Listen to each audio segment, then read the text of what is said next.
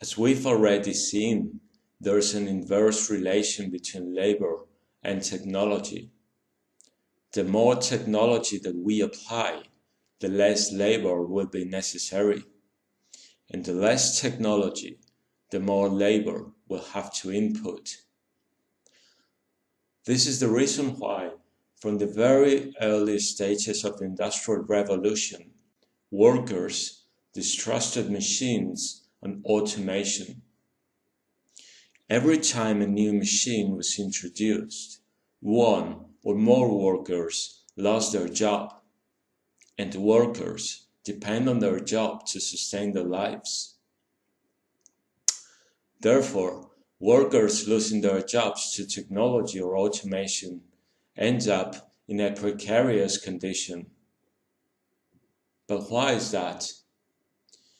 When new technology is introduced, there's an increase in productivity and an increase in our ability to produce more wealth. In other words, wealth goes up, not down. So why is it that anyone should be pushed into poverty when more wealth is being created? Well, the answer is simple. It boils down to the need to maximize profit. Once technology takes the place of a worker, the corporation then makes that worker redundant in order to save that salary and to maximize profits. It's not about adjusting costs to income, which is necessary. It's not about the company's viability, which is necessary as well. It's not about good management either, because more wealth is being created. It's about maximizing profits that end up in just a few hands. And, inadvertently, we're no longer dealing with our ultimate objective, which was the creation of wealth. Remember the carpenter. Producing goods out of three factors: raw materials, technology, labor. That was wealth creation. But when a corporation reduces its workforce after introducing new technology, we're not talking about wealth creation anymore. We're talking about maximizing profits. We're talking about money and avarice. And only from this viewpoint can we understand that there's workers doing overtime, even unpaid overtime, while there's rampant levels of unemployment. Instead of forcing workers to do overtime, why don't we reduce working hours so that more people can get into work? Now, let's do some numbers. Let's imagine a workforce of 20 million workers. 18 million are in work, 2 million unemployed. So that's a 10% unemployment rate, which is kind of average in Europe.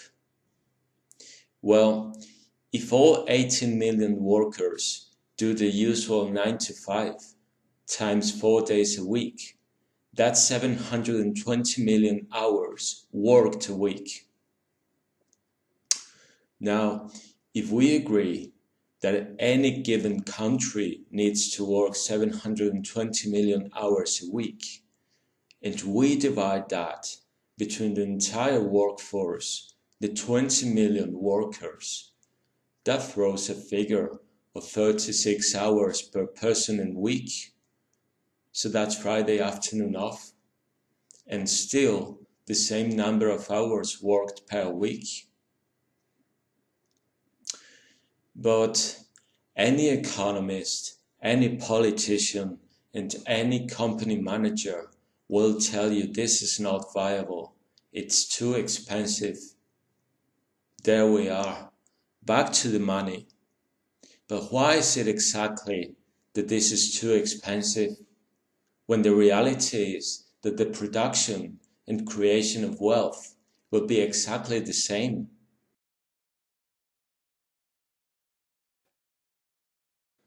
At this point, we ought to introduce a new item into the discussion.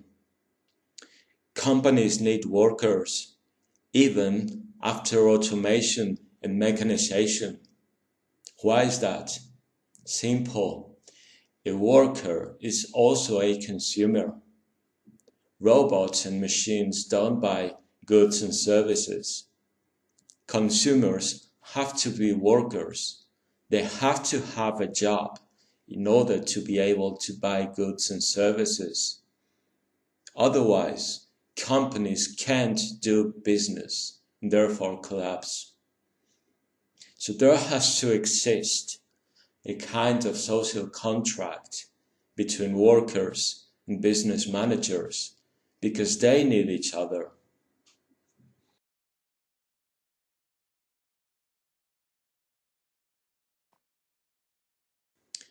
Politics and economics are there to hide their reality, which is this. Nowadays, in the 21st century, there is abundance of free inputs necessary for the creation of wealth. There is abundance of renewable raw materials. There is abundance of technology. And there is abundance of workers to carry out works that are still necessary, but we're still unable to automate. When I speak of works that are still necessary, I'm not thinking about accountancy or banking or repetitive works. Technology and robotics don't push humans to the corner. Instead, they can free humans from repetitive works. What pushes humans to the corner is the system in which we live. Let's now imagine the following situation. You can purchase a robot that will take your place at work. The job's still yours. You're still paid your salary, but the actual work is done by your robot. This way, you can spend your time in more productive tasks rather than wasting it in an assembly line or whatever. In a society like that, of course, there will be people that will continue doing work, but creative work, artistic work, scientific work, not clicking with your mouse. This scenario can seem unrealistic, but why? What are we missing? We've got technology to produce robots. We've got scientists that aim to develop new technologies. We've got workers to assemble the first robots that in turn will take their place at the assembly line. And from then on, robots can extract the raw materials, can then transform those raw materials into manufactured goods. Robots could then be in charge of doing the work and creating the wealth, and the human species could then focus on exploring our creative and abstract talents, which make us unique. Of course, there would continue to be painters and poets and writers and scientists and philosophers, but there would be no need to repeat useless and worthy tasks.